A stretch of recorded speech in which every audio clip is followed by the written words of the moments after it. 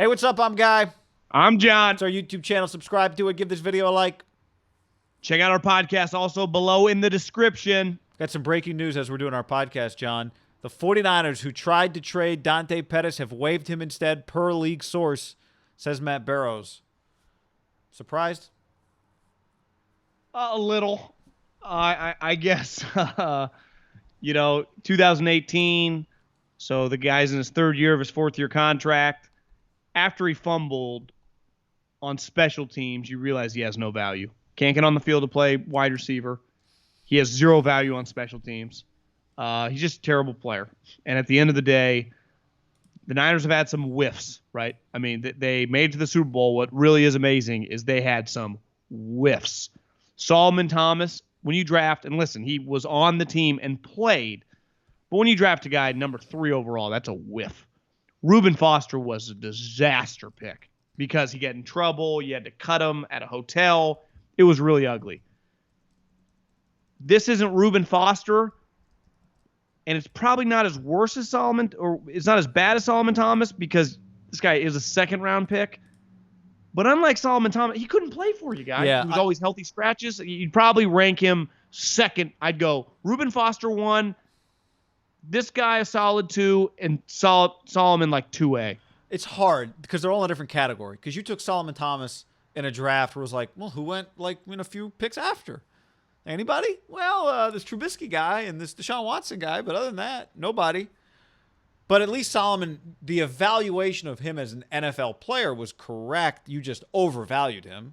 And Reuben, your evaluation was nails of the talent, but it was just too much of a headache, and he was hurt all the time. Pettis is a total whiff as just an evaluation. It's just a complete whiff. Solomon Thomas can play in the NFL. Yeah, look. Reuben Foster was an NFL. Dante Pettis is not an NFL. Let me put it this way. You always say this. Like, if you took Solomon Thomas in the 3rd round, you'd be, okay, fine. Yeah. There's not a round that you could have taken Dante Pettis in which the production you got from him would have been. I mean, John, he had 11 catches last year. I don't remember one of them. Never returned. I mean, rarely returned, if ever. It was his best skill. And the other part of it was, now, to your credit, when they drafted going into that draft, you said, I don't think Solomon Thomas is worthy of a pick this high. I just don't see him as a good enough athlete and pass rusher. I said about Dante Pettis, having watched, I loved him in college. I thought it was crazy to take him in the 2nd round. I thought it was crazy. And the irony was people have been trying to push this John Ross for Dante Pettis thing. John Ross went really high in that draft. Neither of them turned out to be any good. It's wild. Because it's not like their quarterback was great either, right? It's like their quarterback. No, it felt like great. they were making the quarterback, not like Mike Evans and Johnny Manziel looking back, like, yeah, Mike Evans probably carried him, right? This one was like, remember they made the college football playoffs with the 2 guys, and it was like those 2 combined for like 40 touchdowns or something that year. It was crazy. Yeah, John Ross, I thought, was the key to that thing. Watching it, I did think he was. John Ross though he's so fast, he's gonna get shots. Dante Pettis to me is like a year out of the league. Like, so I saw someone just tweeted like he's gonna be a hot waiver pickup. Nobody's picking. No one's claiming Dante Pettis. He'll get a chance. Someone will sign him. He'll be on like a practice squad. He'll have his opportunity depending on how Corona shakes out, like OTAs and training camp. I picture him getting cut in training camp next year on team whoever, the Jags, fucking whoever, some team that had a decent grade on him out, and his career being over, guy. Like, I don't think he's an NFL player. Like, John Ross has got 2 or 3 spots. He has an elite skill. Dante Pettis has no elite skills.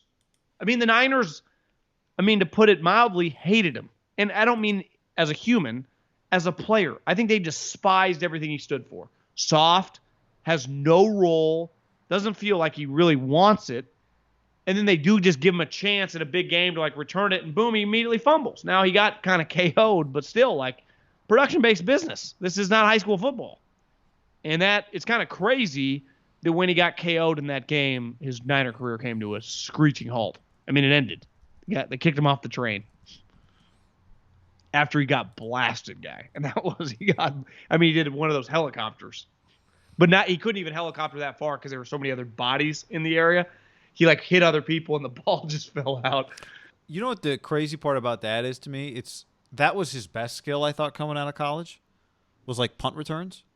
Yeah. And at the end, a kick return is what ended his Niner career. They didn't even have him return kicks last year. They had him return 9 punts as a rookie. He returned 11 punts. And, I'm sorry. That was the first kick he's ever returned of his Niner career, John.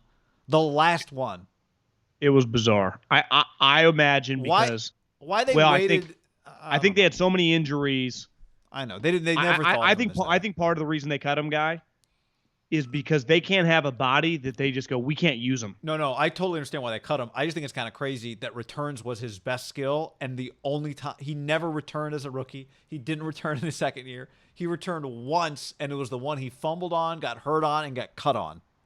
You know what's weird is from the moment they drafted him, it feels like they didn't like him. Like once they got around him, they we want this back. Because we always said his rookie year, guys, have you just been watching him? He broke Deshaun Jackson's punt record. Have him return punts. Is there a chance in practice? You're like, yeah, we're not risking this. Even though, Clearly. what could you really learn in practice? There's no hitting. Why wouldn't you give him a shot in the games? How many punt returns his rookie year? Do you have that open? Yeah, in his rookie year, 9. I don't really remember any. And in 2019, 0. They were down on him. He was 3 yards per return, so they didn't see anything flash. Kyle 2 weeks ago was like, yeah, we're trying to trade him. Like, I think they've been completely over him this year. It would be the argument we've given the Raiders a hard time for trading Lynn Bowden Jr. for whatever. What'd they get for him? Conditional. They drafted him in 3rd. I think they got a 4th. So if the argument is like, well, if we immediately don't like him, the alternative is it ends up like this. Because I just checked Lynn Bowden's numbers, and he's not worth a 4th-round pick to Miami. I'll tell you that. But I think a lot of 4th-round players around the league don't play. No, I'm just saying the argument would be if you knew immediately, could you have traded him for a 4th, and people would have made fun of you? But I mean, you're saying in 2018. Yeah. I'm just saying if a guy shows up, you hate him.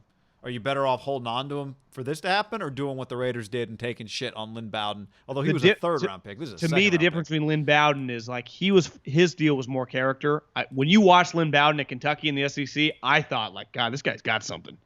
To me, it's like his something off the field, not true. He's got just some issues.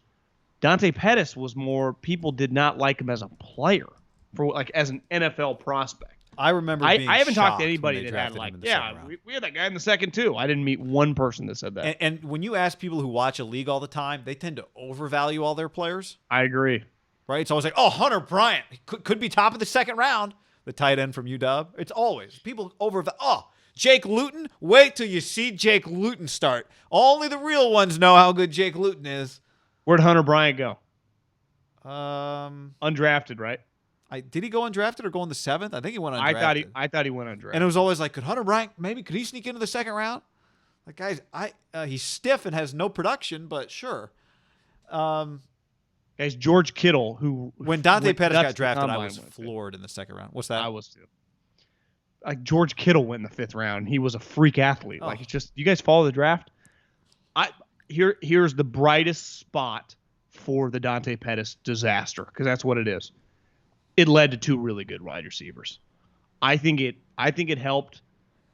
I think sometimes in football specifically, when you make a disastrous pick at a position, it makes you do a lot of introspection of why you misevaluated that position, and they have nailed the last 2 picks. Debo stud. You see the last 2 weeks, only Devontae Adams, Keenan Allen, and Ayuk are the 3 highest graded PFF guys. Like, clearly Ayuk's good, and Debo's really good. And they're unique. Like, Debo's really unique, and Ayuk's just a good wide receiver. They know what they're looking for now. And if it led them to those 2 guys, it's worth the disaster. It's not like they just got one. Like, I think you do feel like they got 2 legitimate NFL wide receivers to go along with their star tight end. Now, ironically, sums up the 2020 49ers. 2 of the 3 of them, one just went on IR. The other one's got a pulled hammy. And Ayuk's just all by himself right now, the backup quarterback. Yeah. But it's just part of the deal. At least they got good players out of it. Yeah. It was a shitty pick. I mean, it was an awful pick. Bad pick. At the time. That's not hindsight and confirmed now. Yeah.